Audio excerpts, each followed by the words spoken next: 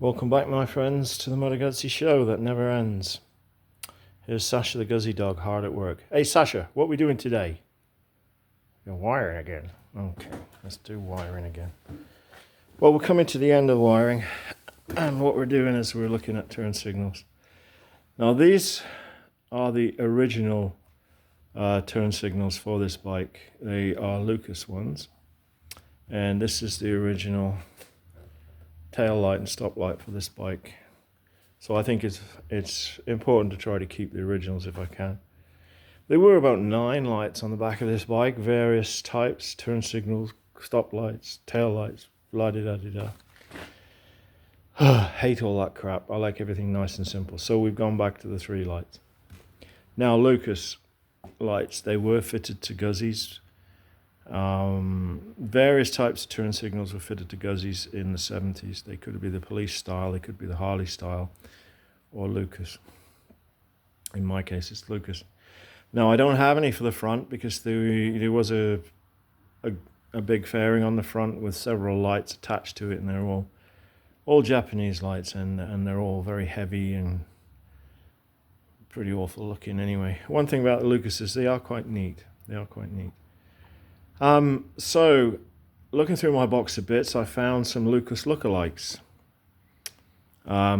made somewhere in the Far East, Taiwan, China, I know not which. So is there any reason why I shouldn't use them? Well, I don't know. Let's go have a look and we'll make up our mind, shall we? So anyway, here they are. There's 2 of them, which helps because you need to. Now, these, as they come standard, have only 1 wire, as indeed are the Lucases. So you get the feed wire coming in, and then they rely on the chrome plating on the lamp itself and this bolt here, this chromed bolt, to return the voltage or the current to ground.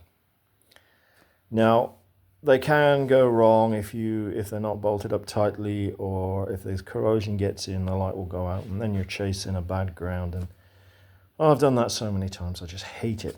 So I modify these, and one of the reasons I do it is because the chrome plating is, in a lot of cases, terrible. You see, so this is plastic with a chrome cover, and you can see there is none there, and that goes into the back. And the other light, there's no chrome at all behind the bulb holder. And then look at the quality of the bulb holder.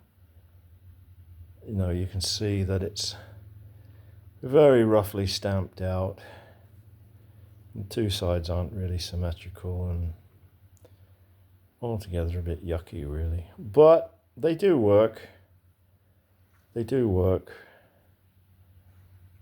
But I help them along a bit by putting an extra wire in. I put a second wire in, which is my ground wire, and I ground it to the bulb holder. So if you can see there on the left, there is a brown wire coming in, and I've made a contact with the bulb holder on that side, and then that wire comes out the bottom here. And that will be grounded on the bike to a common ground. Okay, so that's what I do, but you may have to drill this out. You may have to drill that out to give you room to get 2 wires in. I had to do that, and then I had to drop down to an 18 gauge wire. Brown wire's an 18 gauge to be able to get it in. So if you do that, then it doesn't matter what state the chrome is in, and it doesn't matter what state this bolt is in. As long as it's grounded effectively, it will be okay. Now, I'll show you how I ground it on the rear of the bike. So each of these 3 lights has got a separate ground, and they come out the back and they go to here, which is an area on the back mudguard bracket of the frame, which I've ground down to bare metal, covered it in silicone grease, and I've grounded all of these 3 lights out to there. So I'm not relying on clean bolts or relying on trying to ground through paint or anything like that. It's all grounded back to there. So I'm not expecting an awful lot of trouble there. And on the front, there's a common ground for all the lights and all the electrics at the front. They're ground out onto a common ground up there. And then in the middle of the bike, there's a common ground for everything that happens to be in the middle of the bike. I'll show you all that in the final video of the wiring, which will be in a day or two. So that's it, really. Just a little tip, put an extra ground in, even on these Lucas ones, put it in, because you never know what's going to happen. These are 100% better than the Oriental copies. So if you're wondering about spending the extra money to get a Lucas, I would do it. Even though the modern Lucases aren't the Lucases of old. I don't really know who owns the Lucas trademark now, but they are of a better quality than the Taiwanese or Chinese knockoffs. So I think it's worth spending a little bit extra money. They're not a bad looking light. And hello, what's this? What's this? Something's been crawling in my exhaust. Oh no. Electrician's been trying to make a nest in there. Sasha, what are you doing allowing electricians near my bike? They're worse than squirrels. Pardon? Squirrels? Okay. Mustn't make fun of electricians. Well, why not, really? Anyway, so until next time, it's goodbye from him. It's goodbye from Guzzi Dog, who's not really interested.